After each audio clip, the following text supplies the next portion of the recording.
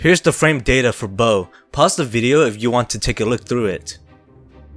Neutral Light is great at spacing and punishing missed air attacks because it has amazing range. The best time to use this move would be when the enemy is very far diagonally above you, since that gives the enemy the most amount of space to move to punish you if you do miss.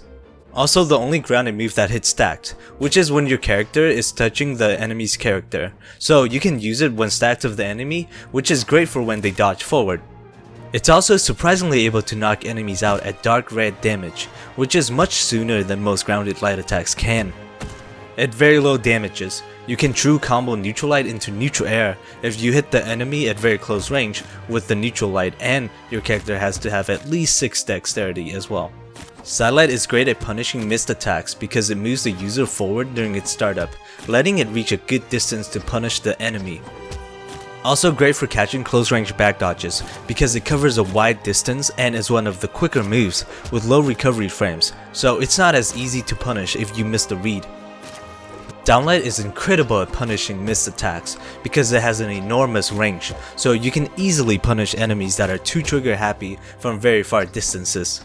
Try not to throw it out randomly too much because it has high startup and recovery frames, meaning it's easy to see coming as well as to punish. Downlight can combo into Neutral Light, Sad Air, Neutral Air, Recovery, and Ground Pound. I mostly use Downlight into Neutral Light though because it's very easy to do and has good damage while also letting you string into Recovery at lower damages.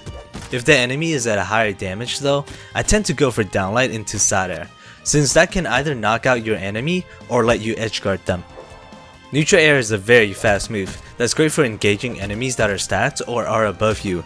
This is because it has short startup frames for an air move, and it's a short move overall, so it's not easy to punish. And you're free to move left and right for the most part during the attack, so it's a pretty safe and hard to see coming move. Using it immediately after you jump or speed dodge is great because it's very hard to react to the quick startup of the Neutral Air, especially when you combine it with a sudden change in movement caused by a jump or a dodge. Sad Air is very strong for punishing or engaging at close range because of its great vertical hitbox, especially when you are doing a falling Sad Air because it angles downwards and the upper hitboxes disappears halfway through the move, making it so that moving upward is almost useless if you didn't land the Sad Air initially. On the other hand, a falling Sad Air will make full use of the downward angle as well as the bottom lingering hitboxes, effectively covering a decent amount of area more than a jumping Sad Air. So you should think of Sad Air as a downward attack for the most part, but has upper hitboxes in case the enemy jumps above the bottom hitboxes before it hits. Also amazing for edgeguarding since enemies has to try to get up to the sidewall or platform, which is ideal for a falling Sad Air to fall onto the enemy as they attempt to jump back up. And similar to Neutral Air, you can use it immediately after jumping or speed dodging a lot because it's hard to react to after a sudden change in movement, and you can move left and right, so it's relatively safe. Down Air is very similar to the Neutral Light because it has very good range. Therefore, it is great at spacing and punishing missed attacks. A popular strategy is to double jump into Down Air if the enemy is a decent distance from you and is below you. There's a good chance the enemy will jump into your Down Air if they try to follow you. If not, you'll probably be too far away to punish, so you can simply jump away. And of course, it's good for edgeguarding because the enemy has to jump up often to recover, so throwing out Down Air at far range is often very rewarding. Ground Pound is a pretty high risk and mediocre reward move most of the time. It's one of the slowest ground pounds in the game, in addition to having very short range and small hitboxes. I personally didn't know what to say about it, so I asked LDZ, the World Tournament 1v1 champion himself, who played a lot of Koji during the World Tournament. He basically reinforced my idea that it is indeed a pretty weak move, and he said that other aerials are often more effective, but it can be used to limit the enemy's options since you can hold it down for a long time, and if it lands, it can send your opponent quite far down, giving you an early kill. But he would only use it if he is confident in his read that the enemy is rushing their recovery. Outside of that, it should not be used very much if the enemy has tons of options to recover and aren't panicking since it has pretty bad priority and it's easy to see coming, therefore it's easy to dodge and punish. Now let's go over some tips and tricks to make the most use out of the bow kit. Neutral light, down light, and down air are the farthest range threats, so make sure you're ready for the enemy to preemptively dodge these and counter them. For example, if they dodge above you to avoid neutral light, then jump into neutral air to catch them after they dodge instead of just using neutral light. If they dodge forward to get right below you to avoid down air, then fall into sad air to catch them instead of using down air. If they're constantly single jumping at a distance away to try and bait out your downlight, then you can jump into speed dodge into recovery or side air instead of downlight. Just keep in mind how often the enemy avoids a far range attack and adjust for it. If they often just dodge away, then using the move just for spacing is not so bad since you won't be punished for it anyway. But if they tend to move into a position where they can punish you, then only make it so that it looks like you do that far range move, but then do another one that punishes their attempt to avoid your other move. It's very hard to counter attack at close range with bow because it doesn't have any moves with quick startup frames. The quickest one it has is neutral light, which is almost 2 times slower than any of Qatar's ground light attacks. It's usually best to simply create distance if the enemy manages to get close to you by jumping or dodging away.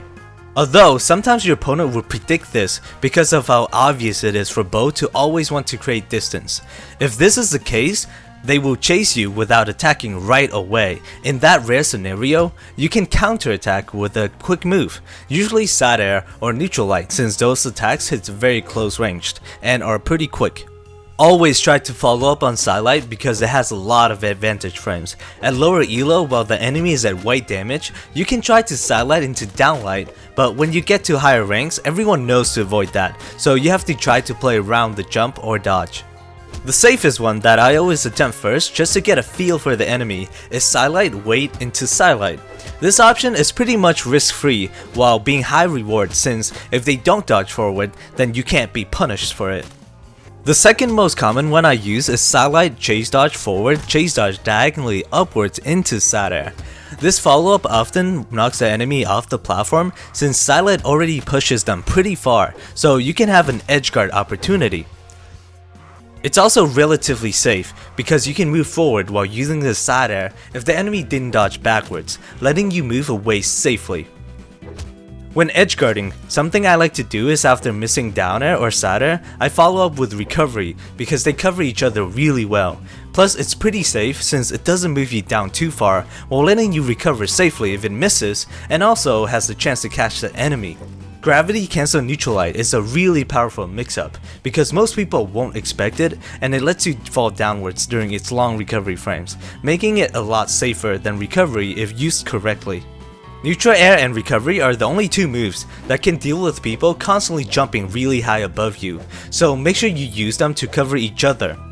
You can do this by pretty much destroying the enemies approaching from the diagonal direction because bow recovery dominates that spot. So if they try to approach from above, it will usually be by dodging to the spot above you.